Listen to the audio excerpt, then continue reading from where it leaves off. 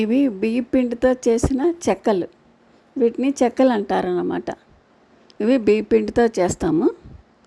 బియ్య పిండి ముందుగా జల్లించుకోవాలన్నమాట. మనం ఎన్ని గ్లాసులు చేస్తే అన్ని గ్లాసులు బియ్య పిండి జల్లించుకోవాలి. ఒక అరగంట ముందు పెసరపప్పు నానబెట్టుకోవాలి. ఇష్టమైన వాళ్ళు శనగపప్పు కూడా నానబెట్టుకోవచ్చు. శనగపప్పు కానీ పెసరపప్పు కానీ దీంట్లో నానబెట్టి కలుపుతారు. ఒక అరగంట ముందు నానబెట్టాలి. అలాగే దీనికి అల్లం ముక్క 2 ఇంచులు అల్లం ముక్క, 4 పచ్చిమిర్చి, కొంచెం కరివేపాకు అవసరం. పచ్చిమిర్చి అల్లము మిక్సీ పట్టుకోవాలి. నేను కరివేపాకు కూడా లాస్ట్లో మిక్సీలో వేసేసాను. కొత్తిమీర ఇష్టమైన వాళ్ళు కొత్తిమీర కూడా కట్ చేసి ఇందులో కలుపుకోవచ్చు. దీనికి ముఖ్యంగా కావాల్సింది వెన్నపూస అన్నమాట. వెన్నపూస ఉంటే ఇవి చాలా తెల్లగా క్రిస్పీగా పొంగుతాయి, బాగా వస్తాయి అన్నమాట.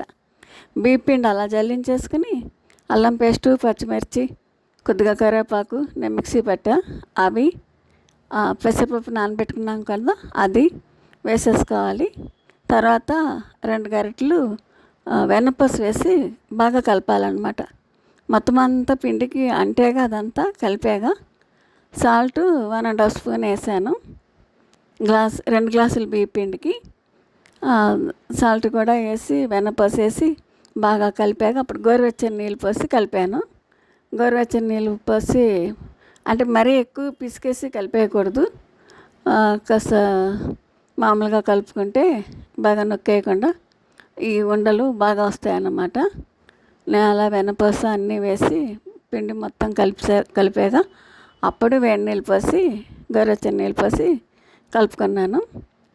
అంతా కలిపాక మీకు కారం పడుతుంది అంటే 2 పచ్చిమిర్చి ఇంకా అల్లం ముక్క కూడా వేసుకోవచ్చు. పిండిని బట్టి కారం తినేవాళ్ళు ఇంకో 4 పచ్చిమిర్చి వేసుకోవచ్చు అన్నమాట. నేను కొంచెం తక్కువ వేసుకున్నాను పచ్చిమిర్చి, అల్లం కూడా. కొంచెం కొత్తిమీర, కరివేపాకు కూడా వేసుకునే వాళ్ళు వేసుకోవచ్చు. ఇది నూనె బాగా కాగాక నూనెలో వేసుకోవాలన్నమాట. చెక్కలు తయారు చేసుకుని ముందుగా ఆ పిండి కలుపుకున్నాం కదా, దాన్ని చిన్న చిన్న ఉండల కింద చేసుకోవాలి. ఉండల కింద చేసుకున్న వాటిని పూరి ప్రెస్ మీద పెట్టి దాని మీద షీట్ వేసుకుని నొక్కుకోవాలి. కాకపోతే షీట్కి నూనె రాగాలి. నూనె రాకపోతే ఉండపెట్టి నొక్కాక తీటాకి విడిపోతుంది అన్నమాట, రాదు. అందుకని పేపర్కి ఆయిల్ రాయాలి. ఆయిల్ రాసి ఉండపెట్టి నొక్కితే అప్పుడు బాగా వస్తుంది. పిండి మరీ తడిగా ఉన్నా రాదు. అందుకని చూసుకుని పూరి ప్రెస్ మీద నొక్కుకోండి. అది రాని వాళ్ళు రెండోది కూడా చూపిస్తున్నాను. అదే షీట్ మీద ఆయిల్ రాసి ఆ ఉండని పెట్టి చేత్తో ప్రెస్ చేయొచ్చు. అట్లా కూడా చేసుకోవచ్చు అనమాట. 2 విధాలుగానే చేసుకోవచ్చు. అది అలా చేసుకుని వేడివేడి నూనెలో వేసుకుంటే చాలా బాగుంటాయి, మంచిగా ఎగుతాయి, చక్కగా పొంగుతాయి. వెన్నపూస వేసిన మాలని తెల్లగా కూడా ఉంటాయి. మరీ ఎర్రగా ఏమీ వేపుకోవద్దు. అది ఎవరిష్టం వాళ్ళది, బాగా ఎవరికి ఎలా కావాలంటే అలా వేపుకోవచ్చు. కాకపోతే దీంట్లో కారం అయిన అవసరం లేదు, పచ్చిమిర్చి వేస్తాము.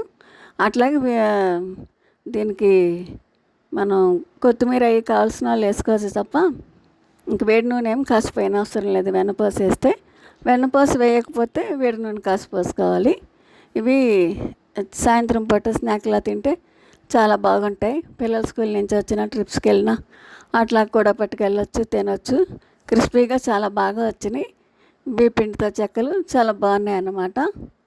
నా ఛానల్ గ్రోత్ అవుతుంది. సబ్స్క్రైబ్ చేయండి, లైక్ చేయండి, షేర్ చేయండి. చెక్కలు అయితే బాగా వచ్చినాయి.